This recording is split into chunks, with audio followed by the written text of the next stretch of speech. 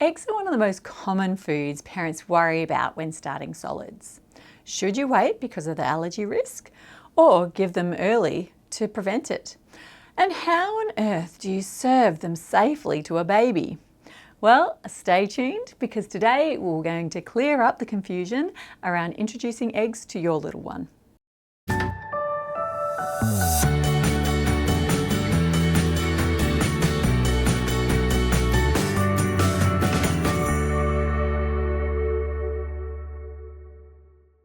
Hello, I'm Melanie McGrice, a dietitian specialising in the first 1,000 days of life, from conception through pregnancy and into toddlerhood. And let me tell you, what you feed your baby in those early months makes a huge difference to their lifelong health. If you'd like more expert guidance, make sure that you hit subscribe so that you don't miss any of my weekly tips. Now, let's talk eggs. For many years, parents were told to delay introducing eggs because of allergy concerns. Some guidelines even said to wait until after a baby's first birthday. But research over the past decade has completely flipped that advice. We now know that delaying eggs may actually increase the risk of developing an allergy, while introducing them earlier, around 6 months of age, but not before 4 months, may help to reduce that risk. Two of the most important studies in this area were the LEAP study and the EAT study. Now, the LEAP study looked at peanuts, but it gave us the first big evidence that early introduction of allergenic foods could reduce allergy risk. The EAT study followed soon after and included eggs, showing that babies who were given eggs earlier were less likely to develop an egg allergy later. Together, these studies helped to form the new guidelines that we use today. So when should you introduce eggs? Well, the best time is when your baby is showing signs of readiness for solids, usually around 6 months, but sometimes a little earlier, as long as it's not before 4 months.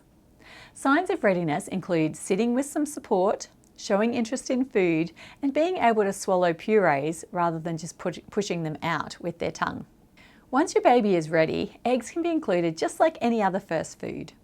The key is making sure that they're cooked thoroughly, because raw or runny eggs can carry bacteria such as salmonella.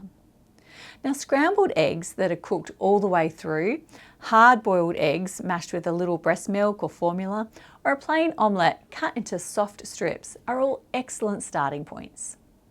For younger babies who are just learning, you can even thin out mashed egg with a little breast milk formula or water to create a smoother consistency.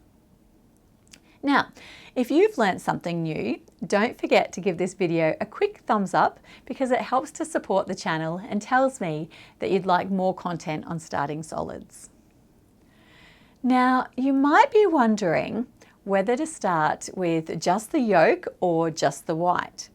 Well, years ago, parents were told to only give yolks at first because the proteins that trigger allergy are mostly in the white.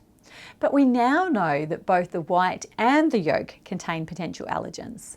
And that's why the recommendation is to introduce the whole egg, cooked from the beginning. Now, what about how often? Once you've introduced eggs safely, it's best to keep it in your baby's diet regularly, ideally at least twice a week. This helps maintain tolerance and also ensures that your baby is regularly getting the nutrients that eggs provide. Eggs are one of the best natural sources of choline, which is a critical nutrient for brain development. They're also a great source of protein, vitamin D and B12. In fact, for babies who aren't eating much meat or fish, eggs can be an important way to get enough vitamin B12 in their diet. So, what are some practical ways to keep eggs on the menu without it getting boring?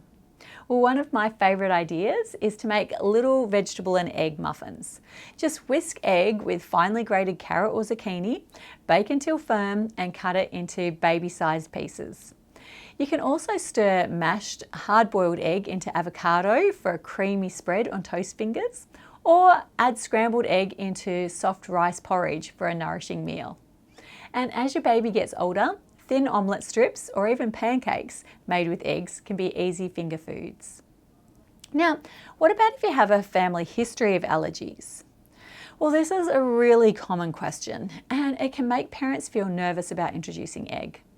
The guidelines are the same though. Early introduction is generally protective, even for babies at higher risk. But if you're particularly anxious, it's a good idea to chat with your healthcare provider first. In some cases, they may recommend introducing egg for the first time in a supervised setting. It's also helpful to know what to look out for. So signs of allergic reaction include hives, rash, swelling, vomiting, or in rare cases, difficulty breathing. Now, if you ever notice those more serious symptoms, seek medical help immediately. But most babies tolerate egg just fine, and early introduction really does give them the best chance at building tolerance. So let's put all of this together. Eggs can be introduced from around 6 months of age once your baby is showing signs of readiness for solids. Make sure they're thoroughly cooked, start with small amounts and keep them in your baby's diet regularly, approximately twice a week. Eggs are not only helpful for allergy prevention, but they're also packed with nutrients that support your baby's growth and brain development. Now, if you'd like more guidance on starting solids, you'll find a link in the description box to book a consultation with our international team of dietitians who specialise in early life nutrition. I'd love to hear from you. So please let me know, when did you first give your baby eggs and how did it go? Share your experience in the comments below. And please don't forget to subscribe for more early life nutrition tips. I look forward to seeing you in the next episode. Bye for now.